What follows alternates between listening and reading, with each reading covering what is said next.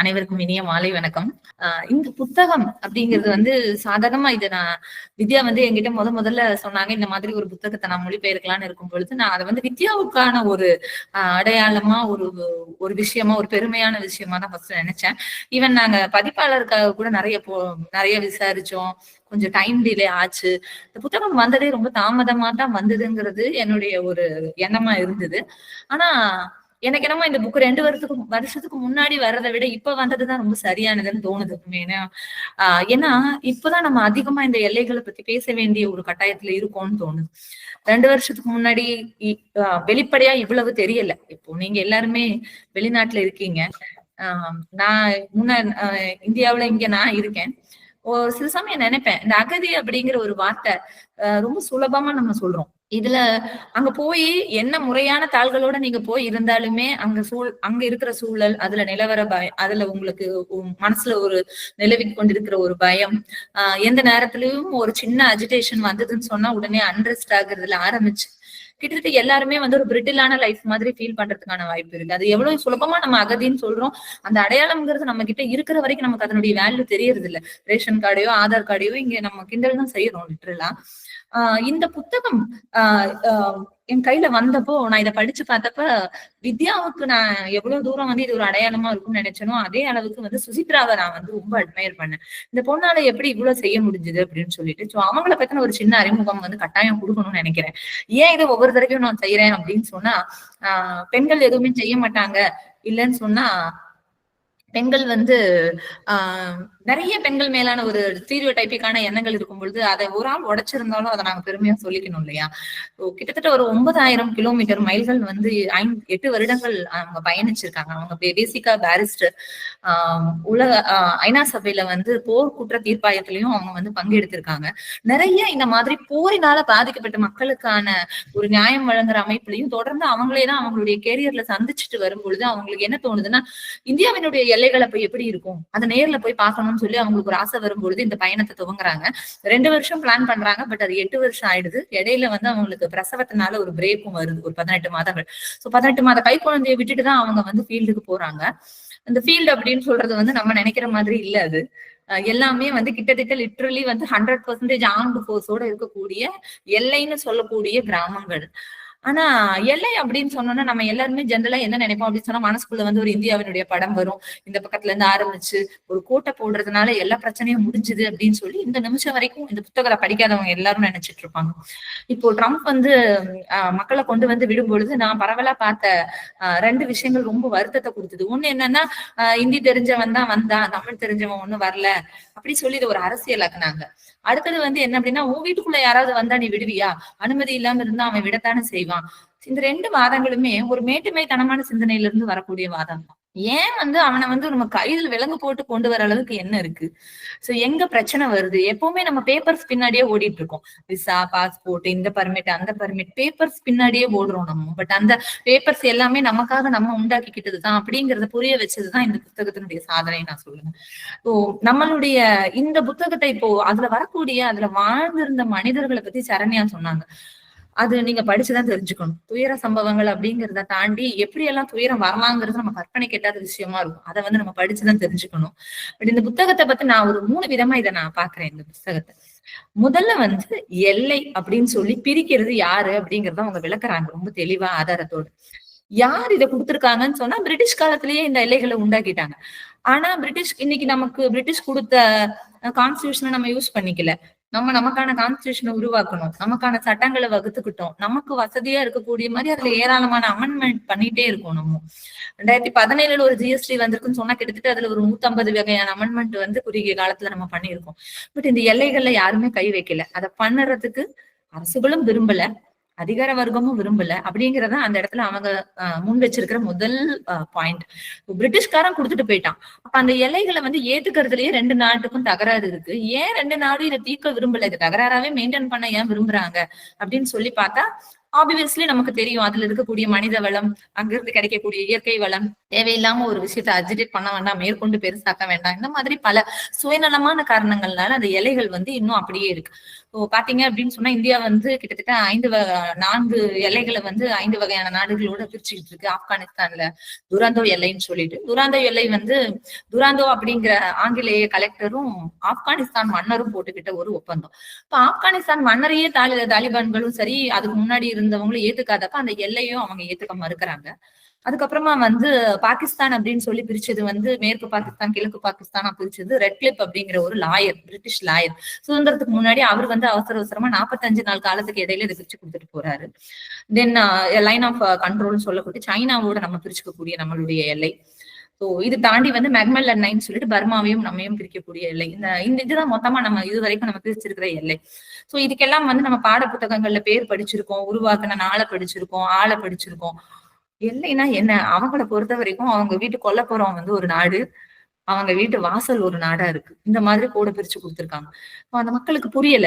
ஏன் திடீர்னு அவன வங்காளின்னு சொல்றீங்க, என்ன வந்து இந்தியன்னு சொல்றீங்க, அவங்க பங்களாதேஷ்ன்னு சொல்றீங்க. அங்கிருந்து ஏன் நான் ஒரு சிறப்பு பாட்டில கொண்டு வரக்கூடாது, ஒரு டானிக் பாட்டில் நான் ஏன் கொண்டு வரக்கூடாது அப்படிங்கிறது அந்த மக்களினுடைய ஒரு அடிப்படையான கேள்வியா இருக்கு. இப்போ ஜெனரலா கேட்கும்போது எல்லாரையும் அப்படி நம்ம விட்டுறலாமா, எங்க வேணாலும் யார் வேணாலும் மைக்ரேட் ஆகலாமான்னா சில நடைமுறை சிக்கல்கள் நமக்கு இருக்கிறதுனால சில பேப்பர் ஒர்க்கை பண்ணிதான் ஆகணும். பட் அந்த பேப்பர் ஒர்க் வந்து கருணையுடன் கூடியதாகவும் எல்லா மக்களுக்கும் உரியதாகவும் இருக்கணும் இல்லையா? அது அப்படி இல்லைங்கிறது இந்த புத்தகம் சொல்ற முதல் விஷயம். சோ இது வந்து எல்லையை உருவாக்குன போதே உண்டான பிரச்சனை. அடுத்தது இன்னைக்கு அந்த எல்லை உருவாக்குனதுக்கு அப்புறமா இது நாடு எப்படி இருக்கு அப்படின்னு சொன்னா, மக்களுக்குள்ள இருக்கக்கூடிய இந்த பிரிவினையான மனது 2 விதமா இதை பிரிச்சுக்கிறோம். சோ இப்ப பாத்தீங்க அப்படின்னு சொன்னா எல்லை பக்கத்துல இல்லாத மாநிலங்கள் வந்து தேசத்தை வந்து தேச பக்தியா கொண்டாடுது. இங்க இருக்கக்கூடிய எல்லா விஷயங்களையும் வந்து நம்மளுடைய நாட்டுக்காக நான் செய்யறேன், நாட்டுக்காக இதை கூட பண்ண மாட்டேனா, அந்த லெவலுக்கு நமக்கு வந்து அது ஒரு தீவிர பற்ற கொடுக்கக்கூடிய ஒரு விஷயமா நமக்கு போதிக்கப்பட்டிருக்கு. நம்ம சம்பாதிக்கிறோம், வரி கட்டுறோம், அதுல நம்ம வாழ்றோம். ஆனா அரசாங்கம் இந்த மக்களை எப்படி பாக்குதுன்னு ஆசிரியர் வந்து அங்க இருக்கிற மக்களை கேட்டு நமக்கு சொல்றாங்க. இது அவங்களுடைய கருத்தும் இல்ல, என்னுடைய கருத்தும் இல்ல. அங்க இருக்கக்கூடிய மக்கள் என்ன சொல்றாங்க அப்படின்னா, நான் வரி கட்டல, ஏன்னா வரி கட்டுற அளவுக்கு எனக்கு சம்பாத்தியமே இல்லை, ஏன்னா சம்பாதிக்கிற அளவுக்கு எனக்கு கல்வி இல்ல, சுகாதாரம் இல்ல, அடிப்படையா வாழ்க்கைக்கு 3 வேளைக்கு தேவையான சாப்பாடு கூட இல்ல. சோ என்னால வரி கட்ட முடியல. அப்ப அரசாங்கம் என்ன ஒரு சுமையா நினைக்குது, என்ன அடுத்தொழியா நினைக்குது. அதனால நான் வந்து நான் வாழ்றது அவங்களுக்கு வந்து வேண்டாங்கிற மாதிரி இருக்குன்னு சொல்லி அந்த மக்கள் நினைக்கிறதா சொல்றாங்க. அப்ப ஒரே கான்ஸ்டிடியூஷனை ஃபாலோ பண்ணிட்டு அதுல இருக்கக்கூடிய ரைட்ஸை என்ஜாய் பண்ணக்கூடிய மக்களா இருக்கிற நமக்கு ஒரு விதமாவும் அவங்களுக்கு ஒரு விதமாவும் அது எக்ஸ்பிரஸ் ஆகுதுங்கிறது இந்த புத்தகம் வந்து ரொம்ப ரொம்ப வலுவா வந்து சொல்லுது. இது ரொம்ப முக்கியமான ஆஸ்பெக்டும் கூட. தார்மீகம் நமக்கு ஒரு கோபம் வரணும். எனக்கு கிடைக்கிற இந்த விஷயம் ஏன் வந்து எல்லையில இருக்கக்கூடிய ஒரு மனிதனுக்கு கிடைக்கலங்கிறது ஒவ்வொருத்தருடைய மனதுல வர வேண்டிய ஒரு கேள்வின்னு சொல்லுவேன். ஏன்னா தவறுகள் எங்க வேணாலும் நடக்கலாம். அதிகார வர்க்கம் அதுதான் 3வது கட்டம். சொல்ல போற 3வது பிரிவு வந்து ஒரு பக்கம் எல்லைகளே வந்து சீரமைக்கப்படல, 2வது பக்கம் வந்துட்டு இந்த கான்ஸ்டிடியூஷன் ப்ரொவிஷன்ஸ் வந்து எல்லாருக்கும் சமமா பகிர்ந்தளிக்கப்படல, மக்களுக்குள்ளயுமே பிரிவினர் இருக்கு. நான் ஏன் ஒரு நாகாலாந்துக்காரனுக்கு டாக்ஸ் கட்டி அவனை வாழ வைக்கணும்னு ஒரு மகாராஷ்டிரன் சிந்திக்கிற அளவுக்கு வந்து இங்க வந்து விஷயங்கள் வந்து கற்பிக்கப்பட்டிருது மக்களுக்கு. 3வது விஷயம் வந்து அதிகார கோளாறு, நிர்வாக கோளாறுகள். சோ ஒரு இடத்துல வந்து ஒரு அதிகாரிக்கு எப்பவுமே வந்து அந்த இடத்துல ஒரு குழப்பம் இருந்ததுன்னு சொன்னா அவங்க சம்பாதிக்கிறதுக்கு ரொம்ப சுலபமான வழி ஆட்டோமேட்டிக்கா இருக்கதான் செய்யும். அதை வந்து மிஸ்யூஸ் பண்றவங்க நிறைய பேர் இருப்பாங்க. ஏன்னா அதிகாரம் வந்து அந்த இடத்துல அளவுக்கு அதிகமா குவியுது. பார்டர் செக்யூரிட்டி போர்ஸ் வந்து சுட்டு கொள்ளலாம் அவங்க பார்டர் தாண்டுறாங்கன்னு சொன்னா. பட் அவன் சுட்டு கொன்னுட்டான் தெரியாத ஒரு பொதுமக்களை அப்படின்னு சொன்னா அந்த இடத்துல வந்து அவங்க ஒரு ட்ரிபியூனல் வச்சு அந்த போலீஸ்கார மேல இவங்களே ஒரு விசாரணை நடத்தி, ஆமா அவன் வந்து எல்லை தாண்டிட்டான், அவன் வந்து ஃபாரினர் அப்படின்னு சொல்லி அவங்க கேஸை முடிக்கிற அளவுக்கு அந்த அதிகார வர்க்கம் வந்து வலுவுடையதா இருக்கு. அடுத்தது வந்து இந்த வெளிநாட்டு மக்கள் தீர்ப்பாயம்னு ஒண்ணு இருக்கு. அவங்க ஒரு ட்ரிபியூனல் வைக்கிறாங்க. அந்த ட்ரிபியூனல் தான் ரெக்கமெண்ட் பண்ணணும் இவன் இந்தியனா இல்லையான்னு சொல்லிட்டு. இது வந்து அனதர் ஒரு பேத்தட்டிக்கான சிச்சுவேஷன். அந்த மக்களுக்கு படிப்போ இல்ல இதை பத்தின விழிப்புணர்வு, இதுக்கான போதிய நாலேஜ் எதுவுமே இல்லாம அவங்க வருமானம் முழுக்க அவங்க வந்து அதிகாரிகளுக்கும் வக்கீல்களுக்கும் கொடுத்துக்கிட்டே இருக்கிறதா தான் அவங்க வாழ்க்கை இருக்குன்னு புத்தகத்துல வந்து குறிப்பிட்டிருக்காங்க. அது உண்மையும் கூட. ஏன்னா நம்மளே இங்க ஒரு கேஸ் நடத்தும் பொழுது சாதாரண ஒரு வீட்டு கேஸ்ன்னு சொன்னா ஒரு 20 வருஷம் மினிமம் நடத்துறோம் அப்படிங்கும் பொழுது உங்களுடைய குடியுரிமைக்கான கேஸ், வீட்டுல வந்து மனைவி வந்து பங்காளி, கணவன் வந்து இந்தியன், மனைவி வந்து அவங்க பொண்ணு அஸ்ஸாம்ல, அவங்க சொன்ன அந்த லேடி வந்து அவங்க அஸ்ஸாம சேர்ந்தவங்க தானே, அவங்க கிட்ட எந்த டாக்குமெண்ட் இல்ல. இது கூட அங்க என்ன பிரச்சனை வருதுன்னு சொன்னா நில அமைப்பு எல்லாமே வந்து ஒரு மாதிரியான ரேஷான நில அமைப்பா இருக்கு. பாலைவன பகுதி ஒரு பக்கம் இருக்கு, இன்னொரு பக்கம் சதுப்பு நிலங்கள் இருக்கு, இன்னொரு பக்கம் பனிமலைகள் இருக்கு. சோ தொடர்ந்து வந்து அஸ்ஸாம் நார்த் ஈஸ்ட் முழுக்க வெள்ளத்தினால ஃப்ரீக்வெண்டா பாதிக்கப்படுறதுனால அந்த மக்கள் தங்களுடைய உடைமைகளை தொடர்ந்து இழந்துட்டு இருக்காங்க. திருப்பி வந்து இங்க ஒரு வெள்ளம் சென்னையில வந்த உடனே நம்ம வந்து ஒரு கேம்ப் அமைச்சு அவங்களுக்கு எல்லா டாக்குமெண்ட்ஸையும் நம்ம திருப்பி கொடுக்குற மாதிரி அங்க எதுவும் கொடுக்கல.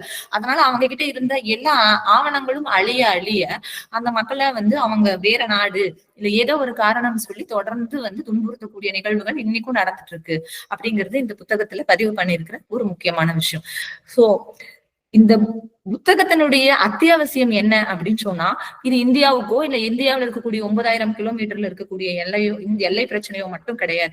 தொடர்ந்து நம்ம வரலாற்றுல நம்ம நிகழ்த்தி இருக்கிற எல்லா போர்களும் முக்கியமான காரணம் வந்து இந்த எல்லை அப்படிங்கிற ஒரு விஷயம். எல்லை ஏன் நமக்கு பிடிக்குது அப்படின்னா, அது நமக்கானதுன்னு ஒரு உடைமை பொருளா நம்ம எடுத்துட்டு போய் அதுல இருக்கக்கூடிய வளங்களை முழுக்க முழுக்க நம்மளே அனுபவிக்கணுங்கிற ஒரு சுயநலமும் இருக்கு. அவங்க சொன்ன மாதிரி இமிகிரேஷன்ங்கிறது பர்த் ரைட் தான்.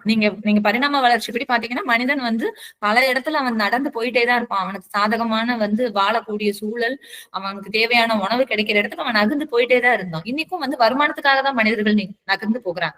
யாருமே வந்து ஒரு ஊர் சுத்தி பார்த்துட்டு போனா கூட அவன் திருப்பி வீடுங்கிற ஒரு விஷயத்துக்கு வரணும்னு தான் நினைப்பான். சோ மைக்ரேஷன் அப்படிங்கிற விஷயம் வந்து நீங்க அதை தடுக்கிறதுனால அதை நிறுத்திட முடியாது சட்டங்கள் போடுறதுனால. ஏன்னா அதுக்கு தேவை மனிதனை மைக்ரேட் பண்ண விடாம இருக்கிறதுக்கு தேவையான விஷயங்கள் எதுவுமே எந்த கண்ட்ரியுமே பெருசா கண்டுக்கல. இப்போ காசா திருப்பி வந்து வார் நடந்தது, பாலஸ்தீனம் வார் நடக்குது, எல்லா நாடுகள்லயும் இந்த பிரச்சனை இருக்கு, புகஞ்சுக்கிட்டேதான் இருக்கு.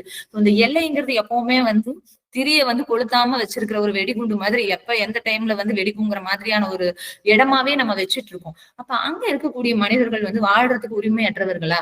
அவங்களை ஏன் நம்ம குற்றவாளிகளா பார்க்கணும்? ஏன் வந்து ஒரு பார்டரை தாண்டி போறவன் அவனை வந்து நம்ம ஒரு குற்றவாளியா நம்ம கைது பண்ணி ஒரு முகாம்ல வைக்க வேண்டிய அவசியம் என்ன அப்படிங்கிறதுக்கான பதில் நம்ம மனசாட்சிக்கிட்டே நம்ம கேட்டுக்கிட்டோம்னா யாருக்கிட்டே இருக்காது. சொல்ல போனா நமக்கு ஒரு மெல்லிய குற்ற உணர்ச்சி கூட வந்துருது. ஏன்னா நான் வந்து ஒரு ரைட்டை என்ஜாய் பண்ணும் பொழுது என்னுடைய நாட்டுல இருக்கக்கூடிய இதுவே ஒரு அபத்தமான ஸ்டேட்மெண்ட் தான், என்னுடைய நாடுன்னு திருப்பி வருது. அந்த அளவுக்கு நம்மள ட்ரெயின் பண்ணிடுறாங்க. பட் கூட இருக்கிற ஒரு மனிதனுக்கு அந்த பிரிவிலேஜ் இல்ல. அவனுக்கு வந்து அந்த எனக்கு கிடைக்கக்கூடிய ஒரு கல்வியோ இல்ல எனக்கு கிடைக்கக்கூடிய ஒரு கவர்மெண்ட் ஹாஸ்பிட்டல் ஃபெசிலிட்டியோ இல்ல என்னுடைய குழந்தைக்கு இன்னைக்கு நைட்டு கிடைக்கக்கூடிய ஒரு பாதுகாப்பான உறக்கமோ ஏன் வந்து இன்னொருத்தருக்கு கிடைக்கலன்னு சொல்லும் பொழுது வருத்தத்தை விட அதை நான் அனுபவிச்சுட்டு இருக்கிறதுல எனக்கு ஒரு குற்ற உணர்ச்சி வருது. ஸோ இது வந்து ஒரு மனுஷனுக்கும் வர வேண்டிய ஒரு உணர்வுன்னு நினைக்கிறேன். அப்பதான் நீங்க ஏதாவது ஒண்ணு நடக்கும் பொழுது கேள்வி கேட்கணுங்கிற ஒரு பிரக்ஞையாவது இருக்கும். ஏன்னா இன்னைக்கு கேள்வி கேட்கிற அளவுக்கு கூட மனிதர்களுக்கு வந்து நேரமோ தைரியமோ பொறுமையோ எதுவுமே இல்லாத ஒரு சூழல்ல போயிட்டு இருக்கும் பொழுது எப்படி நம்ம இதை உணர செய்ய முடியும்னு சொன்னா இந்த மாதிரி புத்தகங்கள்னாலதான். இந்த புத்தகத்தை நான் படிக்காம இருந்திருந்தேன்னா உன் வீட்டுக்குள்ள வந்தா நீ அவனை பார்த்துட்டு இருப்பியா அப்படின்னு ஒரு கேள்வி கேட்கும் பொழுது எனக்கு ஒரு நிமிஷம் அது நியாயம் தானேன்னு தோணி இருக்க வாய்ப்பு இருக்கு. ஆமா தானே, சட்டம்னு ஒண்ணு இருக்குல்ல, அவன் ஏன் பார்டர் தாண்டி போறான், அவன் ஏன் வந்து சட்டத்தை மதிக்கல, இப்படியான யோசனையில தான் நமக்கு இருக்கும். ஏன்னா நம்ம வந்து இதை வந்து ஒரு பிட் பாக்கெட் குற்றம், ஒரு கொலை குற்றம் மாதிரிதான் இதை நமக்கு குற்றமா சொல்லியிருக்காங்க.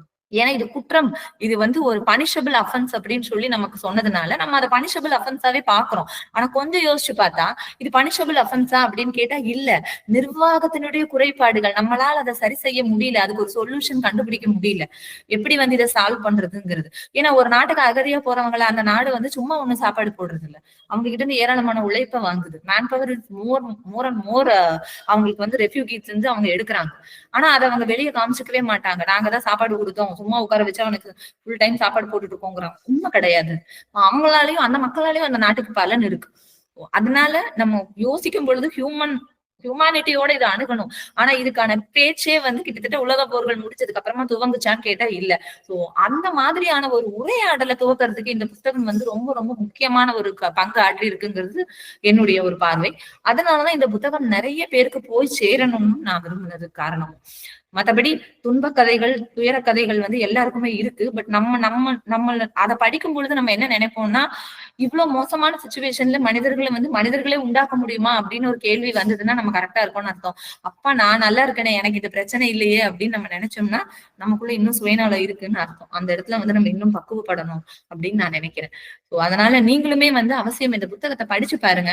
கண்டிப்பா இது வந்து நமக்கு இன்னைக்கு இந்தியாவுக்கு மட்டுமே இல்ல, உலகளாவிய அளவுல, ஏன்னா அடுத்து ஒரு வார் வருதுன்னு சொன்னா கண்டிப்பா இந்த எல்லைகளை காரணமா வச்சுதான் நம்ம ஆரம்பிப்போம்.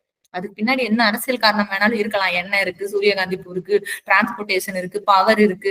ஆனா அது எல்லாத்துக்கும் பின்னாடியும் நம்ம வந்து போட்டு வச்சுக்கிற ஒரு மேம்போக்கான விஷயம் என்னவா இருக்கும்னா அந்த எல்லைங்கிறது தான். சோ அந்த எல்லைங்கிறத பத்தின தெளிவு மக்களுக்கு கிடைச்சிருது, வருங்கால சந்ததியினருக்கு கிடைக்குதுன்னு சொன்னா அவங்களால இதை ஓரளவுக்கு புரிஞ்சுக்க முடியும். நம்ம இதை கேவலமா டீல் பண்ண அளவுக்கு நம்மளுடைய சந்ததி வந்து டீல் பண்ணாது.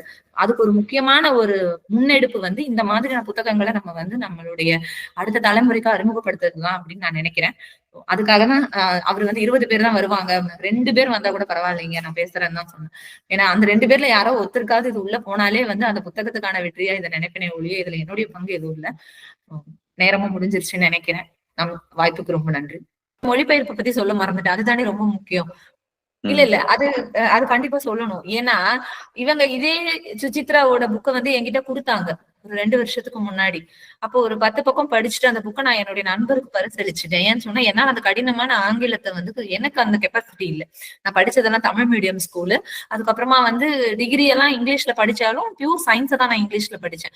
சோ எனக்கு வந்து ரொம்ப கடினமான England and UK, US English வந்து எனக்கு கொஞ்சம் தகராறு தான். ஆனா, அப்ப நான் வந்து சரி இவங்க குடுத்தாங்களேன்னு பாத்துட்டு, உண்மையாவே அந்த புக்க வந்து என்னால கையாள முடியல. அவ்ளோ ஒரு கடினமான மொழி நடையா இருந்தது.